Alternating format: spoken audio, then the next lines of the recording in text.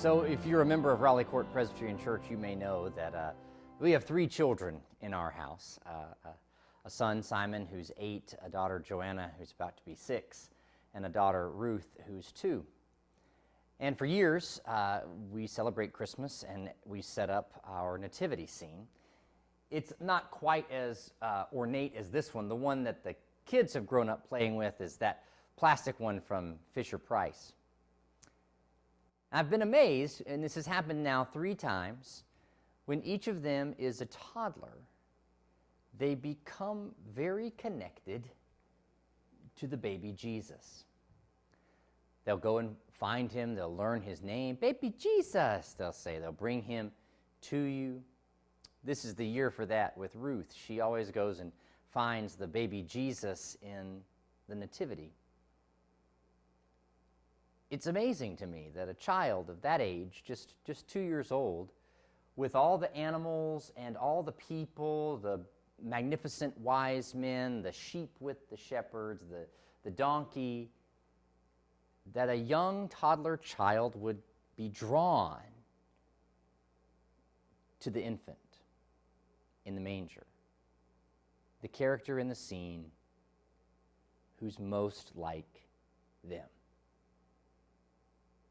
I marvel at it every year because it's a sign of the incarnation and its power, that God took on flesh and related to our human condition, even the condition of being a child. So that in this story, even a toddler finds herself drawn to Jesus. Now, I'm sure there's some psychoanalytical way to figure out why that's the case. I wonder if it's the case in your home. I think it's the Holy Spirit. I think it's the power of God that we celebrate in this story. You see, the great gift of Christmas is this presence of God in our flesh with blood in his veins. It is the radical claim of Christianity that makes us different than every other religious expression in the world. That God knows our life from birth to death. That is evidenced to us in the book of Hebrews.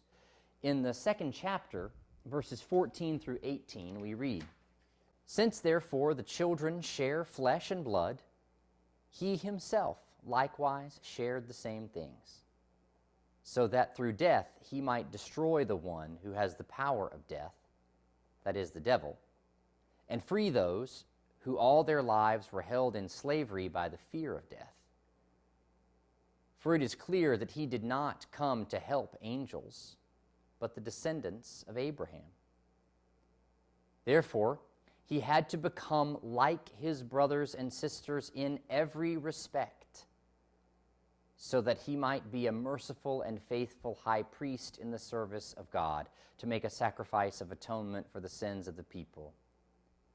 Because he himself was tested by what he suffered, he is able to help those who are being tested."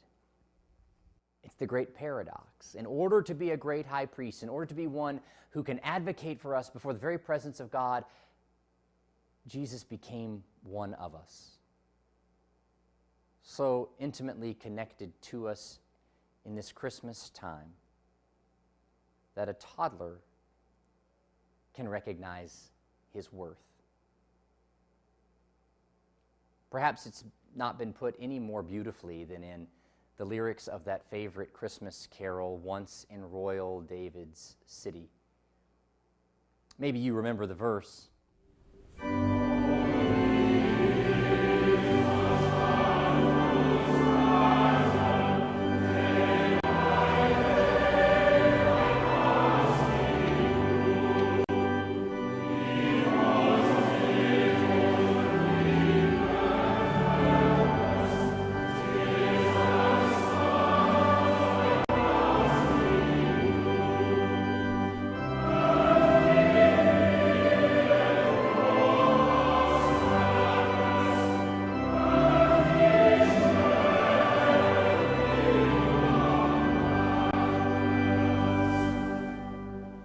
This nativity scene is set up each year here in the narthex. It was actually made and given to the church by Darlene Kennedy, one of our members. And each year, the baby Jesus himself is not set out until Christmas Eve. So I've broken the rules by bringing him out today. But it's a reminder to all of us who come into this space that the Lord came among us. The Lord could be identified in a manger, even by children who can barely form 2- and 3-word sentences. And he knows you. He knows your struggle, your pain, your fear, your longing. He knows you, and he loves you. That's why he came. And it's why we celebrate his birth.